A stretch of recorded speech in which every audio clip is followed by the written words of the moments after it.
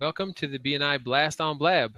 If you're listening to this on the replay, retweet followers and fellow BNI and business network colleagues. First of all, we like to always start off these BNI shows with a little definition of what is BNI. There's a lot of people who could potentially be sitting in or listening into this Blab show from anywhere in the world. And so, even though BNI is the world's largest networking organization, a lot of people still have not heard. BNI is an acronym for Business Networking International. BNI is the largest business networking organization in the world with over 180,000 members. Last year alone, BNI generated over 6.6 million referrals, resulting in $8.6 billion worth of business for its members. BNI offers members the opportunity to share ideas, context, but most importantly, so what I'd like you to do next, in this BNI Blab platform, you can tweet this out to your followers. So everybody who's currently in the meeting, feel free to click that little tweet button. There's a little post on Facebook button you can click. So feel free to tap on that if you're feeling generous about inviting your followers to come in at just a moment's notice. She's one of my account managers. Yay, FOSO. All right. So I'm going to have Philip introduce himself, then I'll introduce myself. So my co-host, Philip, take it away. Thank you, Brian. My name is Philip Day. I am the owner of Philip Day Communications, and I know that's pretty tricky marketing there with that name. But I have so many interests, and my business really helps me explore those interests, as in writing, marketing, voiceovers, creating websites. And this week, I guess I could really focus on the copywriting part. I love writing copy on websites to help people sell their products. I've been writing since I was a kid, and I almost feel guilty getting paid for it. Nah, I'm just kidding. I don't feel guilty at all. But Raise the price. Who am I kidding? Yeah, Brian's like, oh, please. But the bottom line is that I really enjoy helping businesses communicate to other businesses and to consumers. It's a great thing to do, and I've had my business now for 3 years, and it's getting stronger every year, and I'm very thankful for that. Philip and I have worked together for his 3 years. I was happy to be a part of his startup, actually. Philip and I worked together at Lutheran Family Services in Virginia since always. That's right. 2000. We're working together 2006. January 2007. We met in 2006 in November for that job interview. Yep. And we've gotten along ever since. It's been and Brian's been a real mentor to me, and I really appreciate that more than he knows. Thank you. In 2010, I started my business, and what I do is internet marketing and web-based consulting. So I work a lot with organizations like Mary's, actually, helping them do SEO or internet marketing, Google advertising, social media management. Phoenicia is listening in. She's one of my social media managers, and she's going to have a new job after this Blab is over, actually. You're going to be hired to help us facilitate these Blab sessions, Phoenicia. Yay! Way to go, Phoenicia. Well, she disappeared for a moment. I guess she'll be back. Oh, she just stepped out. Yeah, but she'll probably come back in. She's like a Blab personality. She's like really, really. Very true. I'd like to introduce our special guest of the evening, and that's Mary Jefferson of Make It Count Marketing. Mary Jefferson called Make It Count Marketing, and she's up in the Fredericksburg area, right? Is that where you originate from? Oh, it's actually Frederick. Frederick. Oh, Frederick. Oh, Frederick, Maryland. Yeah. Frederick is in Maryland. I've been to Frederick, Maryland. Very pretty. Very pretty. Yeah, it is. Area. It's a nice little area. Far enough away from the Beltway. Yeah. A little bit about your business. What kind of clients do you focus on? What type of marketing do you specialize in? So I've had my business for about 6 years, and I really focus on small businesses And one of the reasons why I do that is because as I started talking to companies, I realized small businesses really don't know how to market. And, sometimes they try, but they haven't really had somebody look at it from the outside in. And I think that's really important when you're a small business, is because you're so involved with your business, and it becomes such a part of you that I think having somebody look at it from the outside in and trying to, see what your competitors are doing, I think really helps a business. I'm like you, Philip. I love to write. Very good. And and it's something that most people need. People know how to write about their business. They know facts, but it's hard for them to sometimes write it in a persuasive way, so that it gets across and it evokes some kind of emotion with the person who's reading the copy. So I love to do that. And I love to talk with the company and try to put the pieces together. It's like a puzzle to me. What does this company need to get noticed and to get exposed and to be remembered? And that's kind of the fun part, is trying to figure out what is it they need to do and what can they do with their budget to just really start marketing. Very good. That really leads us to our first question, which is kind of the session tonight, is what are one or two of the top local marketing approaches that you see valuable to a small business? So you want me to answer that? Yeah. So I think for my businesses, I don't know that I can. Well, for sure, you have to have a good website. To me, that's the hub. You have to have a good website that has good content on it, so that people can really understand what your expertise is. But I'm going to call that as a given, that that everybody knows they should have a website. So from there, what are the things I think are important?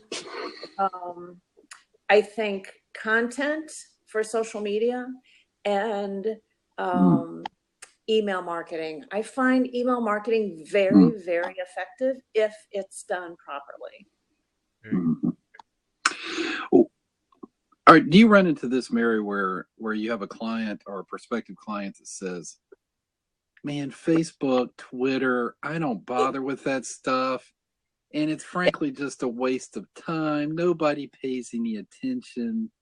How do you, I could use your advice on that, because of course I'm in another region here. How do you counter that? You hear it, first of all.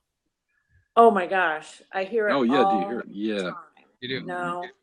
And honestly, I think it's either denial, because they don't want to get to know how to do it, or they just don't see how it can help.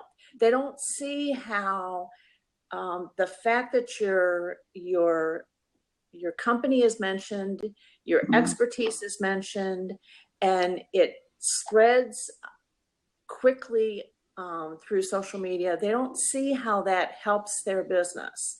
And I always try to give them like a LinkedIn example. And I'll say, okay, if there's 10 of us in the room and we all have 100 connections, well, then guess what? I have really 1,000 connections, because I can link with everybody, or I can contact people that you're connected to. So if you multiply that and we all have 500 connections, then I now have 50,000 people that I can get around to. Wow. Very good. That's kind of how, if I can kind of explain that to people and get them to realize that, as long as the content is good, they're going to get noticed. And really, isn't that what marketing is all about? Is you just want to get noticed. It is. You want to get noticed. You want to get that segment of the marketplace, and you really want people to hear what you have to say about your product, so that at least they can hopefully convert and become customers. I mean, that's Right. really what it's all about. I mean, why bother marketing if you don't really go to the places where people are going to be? You know, why even bother? So, I think some companies, especially if they've been established for a long time, I think they rely on the old way of thinking, and that is that the company drove the sale. And that's not true anymore. The customer drives the sale. right. And I walked into a law firm the other day in Bethesda, and we were talking about the next steps for them. And one of the next steps was, okay, let's make sure you're registered in directories. And they immediately said, no, we don't want to be in any directories. And I said, okay, why not? And they said, well, because we don't have any control over what somebody's going to say when we're True. So, okay. And then I said, okay, I've known you guys for about 6 months now. Is there something you're not telling me? Is there something you're worried about? And they said, no. We think our customers really like us, but we won't have control if we put ourselves in the directories. And I said, all right, so think of it this way.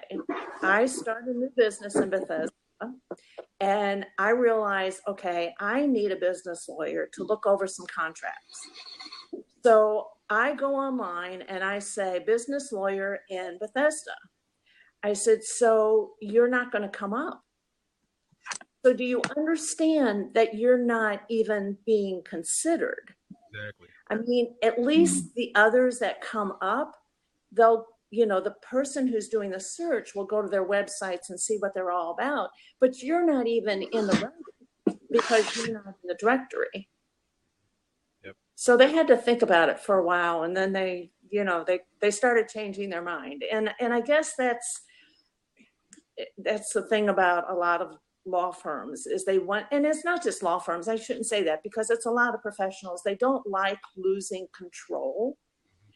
But nowadays you have to put yourself out there. Control is an illusion anyway. You don't truly have control over what people say and think about you. If you're licensed and registered as business, you're going to have directories that have your name information in them anyway. So that's right. Why not? That's right. Not control. So why not control the things you have control over, which is your listing, your branding, your profile. You're going to be listing. Yeah, excellent advice. One of the things that has been the top marketing priority for me has been my involvement in BNI. That is really top referrals for my own business. So with that little segue into talking about BNI, a little bit about your BNI chapter. What's the name of your chapter? Where is it? And how did you first hear about BNI? Mary. So my chapter is Bethesda Business. I heard about it. I was at another networking function, and somebody was there who was in this chapter. And she said, we need a marketing person. Would you come visit our chapter? And honestly, I actually didn't want to go. I don't know why exactly, except that I had had a couple of experiences and they weren't the best. But she said, we're really different. We're a really good group. You should come visit us. So I did. I went and I visited, and it only took me one meeting to realize, oh, yes, I need to be in this group. And I think what's so good, well, there are a lot of things that are good about BNI. One is I love the consistency of it. If you're in marketing, you know how important consistency is. And I like the consistency of a weekly meeting. Now, trust me, 7:00 on Friday morning comes really early, but that's for sure. But I leave that meeting every week re-energized, which is really neat. I like the context that I have in that meeting. And I like the structure that BNI gives you. I think that when you're an entrepreneur, you own your own business, I think structure is good. And it forces me to not only be there every week, but I want to say something a little different every week. I want them to know all of the things I do, but it has to be in short little clips. So each week I try to get their attention in another way. So it makes you be creative. And then the fact that BNI asks you to have one-on-ones with everybody that's in your chapter and in other chapters, I think that's really good. Because what happens is it becomes so easy to refer somebody because you know the other businesses very well. Mm-hmm. Speaking of other chapters, I'll have Philip ask the next question.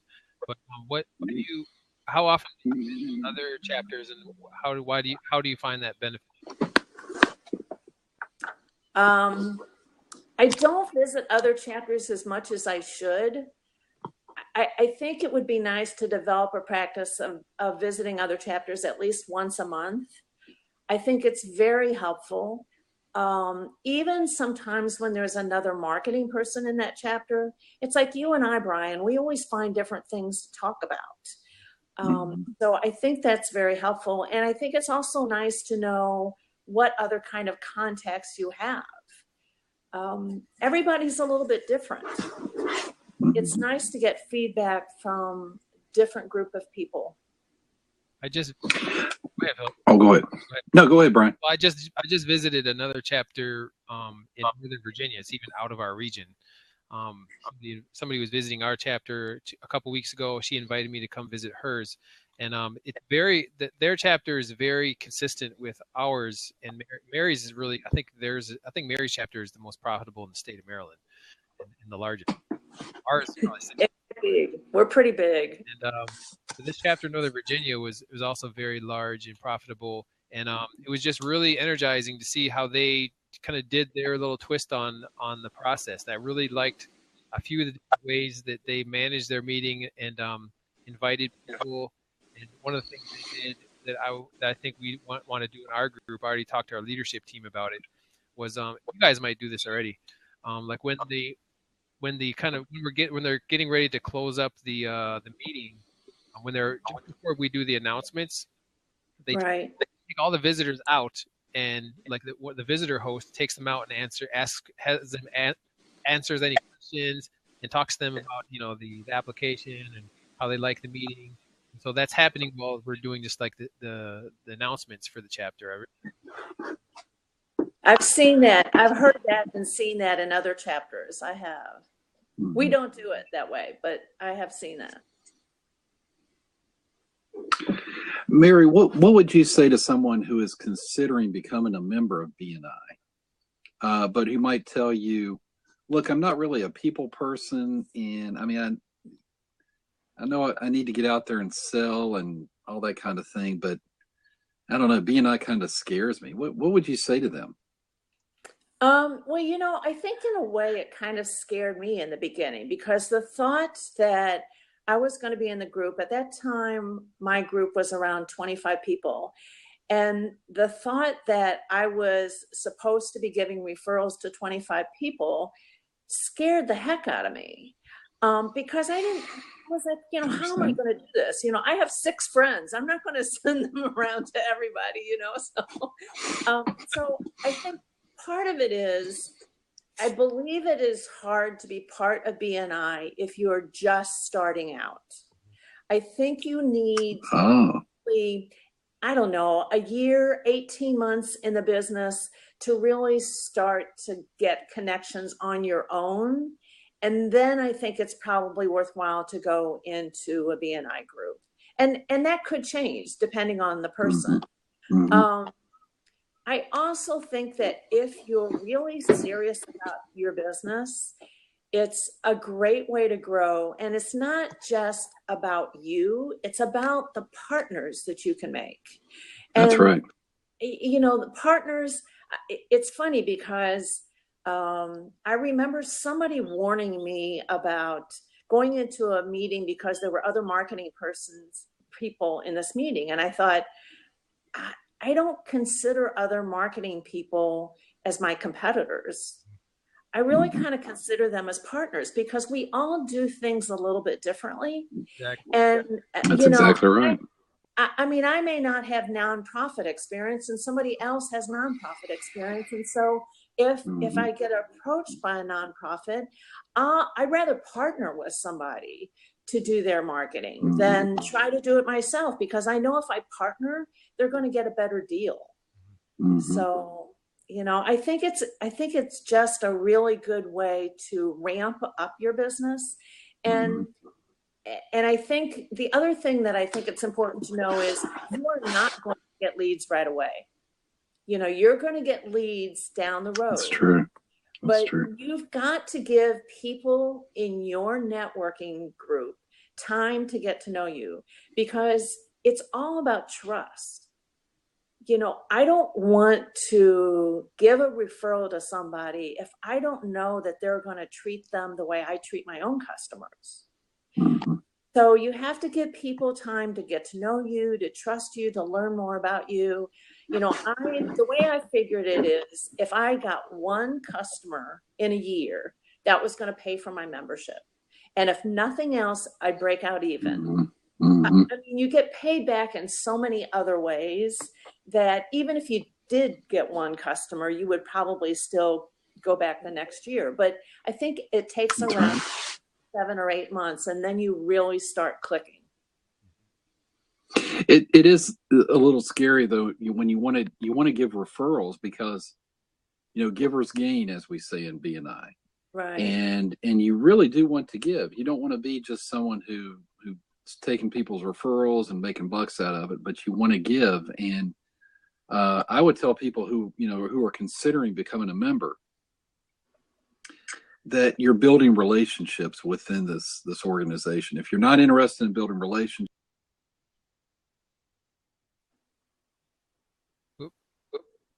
Froze.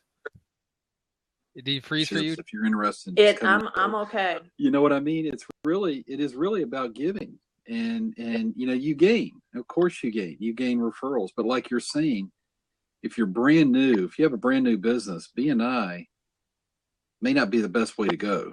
You need to really get established, and you need to have a network already so that you can help people once you become a member of BNI. If I'm making any sense there. But yeah, I think you at least need a cadre of clients. You know, if you start and you have 4 clients, okay, your clients are only going to need so many people in your BNI group. You know, but if once you start getting, you know, maybe 20 clients, 10, whatever the number is, you start to understand that it's easy to refer them. I mean, different keywords pop up in a conversation, and you hear those keywords and you say, oh, listen, if you're getting ready to move, I have a great commercial broker for you to talk to. And that's not something that would have come naturally to me, but after BNI and really getting to know the people in the group, oh gosh, I will refer them without a problem. And I really know their businesses, so it makes it easy to refer people to them. That's right. That's right. Like what you said about the keywords, like when you're in relationship with people, it's kind of like you're becoming a human search engine. Yes. Your keywords, just like Google, you know, sees keywords. You're hearing keywords, and they trigger in you. Oh, your Rolodex of people start coming up in the top page of Google results. Yeah. Yeah. When you say keywords is kind of Pavlovian moment for Brian and me. We love that term. We just SEO guys like we are, you know. Yeah. You know, the other thing that I think it's funny is I always thought it would be, I don't know, when you give referrals, is it too sales oriented or something? And what ends up happening, especially with me and my smaller clients, a lot of times they just don't have the contacts that we do in BNI. And I find that when I can give them a few referrals of some really good people, they come back to me and they thank me 1,000 times, you know, because it saves them time and effort. And I know that the person that I've referred them to is really going to take care of them. Yeah. So I love telling the story of how I met Mary Jefferson. because I joined BNI, our BNI, exactly 2 years ago this month, because they let you know when your membership renews. And I got a referral to her from somebody in my chapter named Doug Hill, from a Rights Assist, he, like, licensing of images and image research. And so he said, Right. I really think you should talk to this woman named Mary Jefferson. She's in another BNI chapter. And so she and I met, and then she introduced me to Roberta, who works for RWS Consulting. And so we did a little coaching training together, you think, so Doug referred me to her, and then Mary introduced me to what has been my largest client up until 2 months ago, when Blues and Jefferson kind of surpassed everybody just recently. But Mary, Wow, very good. Mary worked at the owner of Fixation Marketing, Gene Whitten. So they work out together, and he is the CEO of Fixation Marketing. She introduced me to I went to Gene Whitten, and it's a marketing firm here in Bethesda, a nice size, one of the top 10 ranked marketing firms for design and expos. So I had a very informal interview with them, and they like almost hired me on the spot. They hired me to train their entire staff on media marketing. I now negotiate contracts with them for their largest clients. I manage SEO for the Pack Active brand. It's huge. It's like it was the largest client in my life up until just a couple months ago. That's great. Mary a nice thank you at every holiday season, and then Yeah, I like Pack East. I remember them quite well. That's right. I did. I love Pack East, man. They were great. So Philip is a recipient of the benefit of your referral at Mary, actually, because he's helped me with SEO on that account. Well, that's good. Very good. I'll tell you what. And you know what? It was so easy to refer Brian to that company, because Brian was the very first SEO expert I talked to who made sense. I mean, every other one I talked to would almost talk in circles. And I used to say to them, if you can't explain to me in plain language what you're doing, how can I sell that to my customers? Mm-hmm. And Brian was the first one who really explained it to me, told me what he was doing, took the mystery out of it, and it all made sense. It's like, oh, okay, yeah, I can definitely sell that to my customers. So nice job. And very good. Cool thing, I enjoy sitting in occasionally in Mary's chapter meetings when she invited me. This is another thing I learned from Mary about how to really be effective in your BNI kind of chapters. Is she invites people when she does a presentation. She invites some of her colleague clients, friends, a presentation. Fantastic idea. I don't know why I had never thought about it. I do that same thing. I'll invite people, my colleagues, clients, and do those presentations, even though they're short, like 10-minute presentations. So, and then I got to see really, her skill and value in that group. It was just, and then how the cool thing about these BNI groups is when the presentation is over. I remember clearly, like, she did a presentation on LinkedIn. It was the best LinkedIn presentation I have ever sat in on. Oh wow! A lot of webinars. And her presentation on LinkedIn was so like right on. I learned stuff. I've been on LinkedIn for years, and I was every minute I was like taking notes. Like, I didn't know that. I didn't know. What do you mean? See, this is why marketing people get along, because there's so much to marketing that you can't possibly do it all. Yeah, exactly. No, that's what I tell people if you're looking for a website and somebody tells you, oh, I do all the copywriting and I do the graphic design and I'm a one-man band, I'm going, run. Yes. Because you're not going to get a quality product. No one does everything excellent in marketing. There are people who do some things right, and then you subcontract to the others who can do their job right. You know what I mean? You're right. There's just so much in marketing. You can't know it all. And the scary part is you run into clients who have done that. They don't know better, and they go to somebody, and then you find out, oh my gosh, they might even have a beautiful site, but the copy is terrible and absolutely no SEO, because they didn't know what questions to ask. No, they sure didn't. You're right. Yeah. You're right. as we come to the close of our session here,